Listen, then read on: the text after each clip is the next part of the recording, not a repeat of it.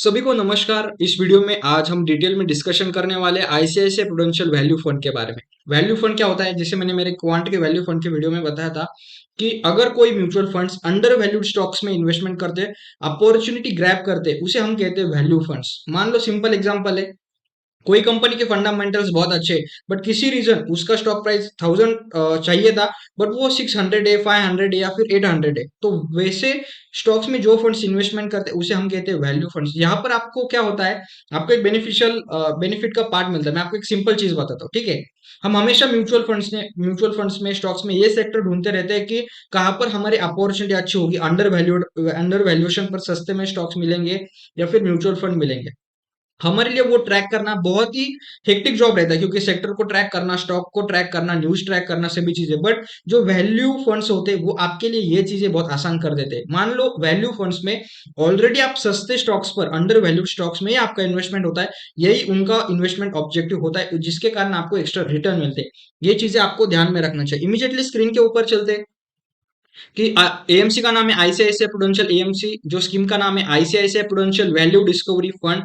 उसके बाद आते हैं डिटेल। यहाँ पर हम फंडामेंटल, फाइनेंशियल सभी चीजें देखेंगे, पीयर कंपैरिजन देखेंगे, सभी हम स्टैंडर्ड डेविएशन देखेंगे, पीई वैल्यूएशन देखेंगे, क्या हमारा म्यूचुअल फंड सस्ता है या महंगा है।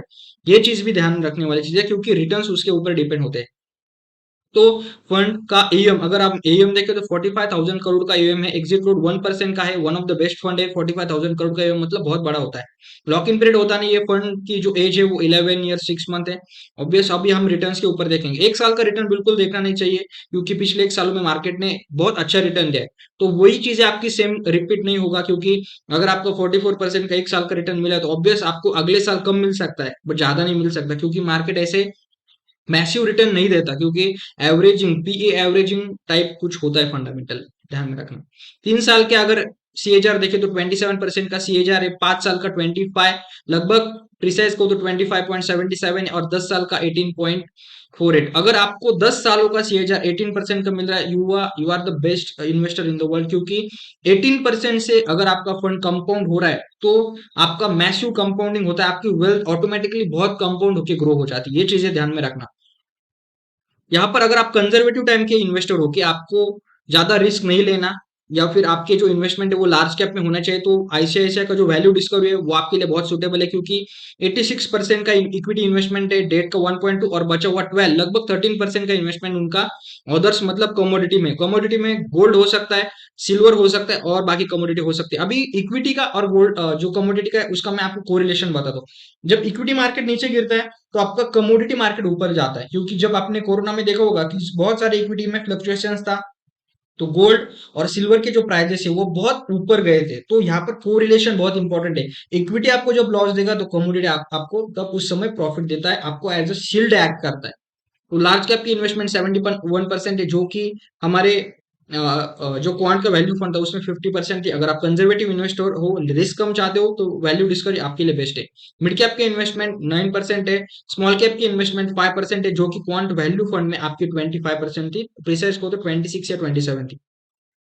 उसके बाद आते हैं रिटर्न। सबसे इंपॉर्टेंट चीज है कि पेयर कंपैरिजन में रिटर्न बहुत इंपॉर्टेंट है, कि क्या हमारा फंड अच्छा चल रहा है, नहीं चल रहा। अगर दूसरी कोई अपॉर्चुनिटी अवेलेबल है तो हम एज ए इन्वेस्टर हमें फ्लेक्सिबल रहना चाहिए। दूसरा अगर कोई अवेलेबल है तो उसमें हमें मूव करना चाहिए, क्योंकि एज हम उनको पैसे दे रहे हैं, अगर अच्छी जगह फंडामेंटली अच्छी जगह दूसरी जगह रिटर्न मिल सकते हैं तो उसे क्यों ग्रैब नहीं करना। ठीक है। आपका आईसीआईसीआई प्रूडेंशियल का 3 साल का रिटर्न देखे तो 27, 5 साल का 25, 10 सालों का तो 18%। बंधन स्टर्लिंग फंड है, 3 सालों का 25, लगभग आपका 5 सालों का 26 है, 10 सालों का 19% का है। निपॉन इंडिया वैल्यू देखेंगे तो 3 साल का 26 है, 5 सालों का 25 और लगभग 10 सालों का 19% है। रिटर्न बहुत ही कांस्टेंट, सभी के अच्छे रिटर्न है। अभी हम पीयर कंपैरिजन पर आते हैं, ठीक है। आईसीआईसीआई का वैल्यू फंड है, निपॉन इंडिया का वैल्यू है, क्वांट का वैल्यू है, बंधन का स्टर्लिंग फंड है। वैल्यू क्वांट वैल्यू को, क्वांट का जो वैल्यू फंड है उसे 2-2.5 साल हुए तो ज्यादा डाटा अवेलेबल है नहीं। अगर आप ICICI prudential value discovery fund देखते हो तो एयूएम 45,000 करोड़ का है, सबसे बड़ा एयूएम उसका है। निपॉन का लगभग 8,000 करोड़ का है। जो क्वांट का वैल्यू फंड है उसका लगभग 2,000 करोड़, और जो बंधन स्टर्लिंग वैल्यू फंड है उसका आता है लगभग 10,000 करोड़ का। रिटर्न्स अगर देखें तो रिटर्न्स आपको 3 सालों में 27% आईसीआईसीआई ने दिए हैं, लगभग 27% एवरेजली आपको निपॉन ने दिए, क्वांट का अवेलेबल नहीं है, लगभग 25% आपको बंधन स्टर्लिंग फंड ने दिए। 5 साल का रिटर्न 25% आपको आईसीआईसीआई वैल्यू फंड, लगभग 25% आपको निपॉन के वैल्यू फंड ने, और आपके बंधन ने आपको 26% के रिटर्न दे। आपके कांस्टेंट सभी में सेम एवरेज रिटर्न है, आपको बहुत ज्यादा फ्लक्चुएशन यहाँ पर नहीं है। स्टैंडर्ड डेविएशन देखें तो स्टैंडर्ड डेविएशन मतलब आपका फंड कितना फ्लक्चुएट हुआ है, हो सकता है निगेटिव भी पॉजिटिव, तो 11% 11% आपका फंड मूव कर सकता है एक साल में यहाँ और वहां, ये चीज आप कंसिडर करना चाहिए। अगर पेयर कंपैरिजन देखें तो निपॉन का 14% है और आपका बंधन का 13% है, तो ICICI value discovery one of the safe fund माना जाएगा इस कैटेगरी में। उसके बाद आते हैं बीटा।